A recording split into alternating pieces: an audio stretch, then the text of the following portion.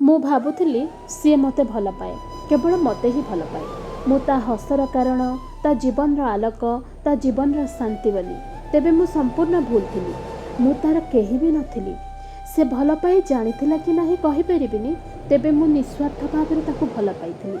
ଏତକ ମୁଁ ଖୁବ୍ ଗର୍ବରେ ଆଜି ବି କହିପାରେ, କାରଣ ମୁଁ ଚାହିଁଥିଲି ତା ବାହୁରେ ମୋ ବ୍ୟତୀତ ଆଉ କେହି ମୁଣ୍ଡ ନ ରଖନ୍ତୁ, ତା ହାତରେ ହାତ ଦେଇ ଆଉ କେହି ବାଟ ନ ଚାଲନ୍ତୁ, ତା ଆଖିରେ ଆଉ କେହି ଆଖି ନ ମିଶାନ୍ତୁ, ଏପରିକି ତା ନାଁ ସହ ମୋ ନାଁ ଯୋଡ଼ି ହେଉ ବୋଲି କାଳିଆକୁ ସଞ୍ଜ ସକାଳେ ଗୁହାରି କରୁଥିଲି। ମୁଁ ଚାହୁଁଥିଲି ସେ ମୋତେ ମୋ ଠାରୁ ବି ଅଧିକ ଭଲ ପାଉ, ମୋତେ ଟିକେ ବୁଝୁ। ହେଲେ ସେ ମୋତେ ଜମା ବୁଝି ନାହିଁ। ସେ ଜାଣିପାରିଲାନି ତା ମିଛ ପ୍ରେମର ପ୍ରତାରଣାର ଦୌଡ଼ରେ ମୁଁ ହାରିଯିବି।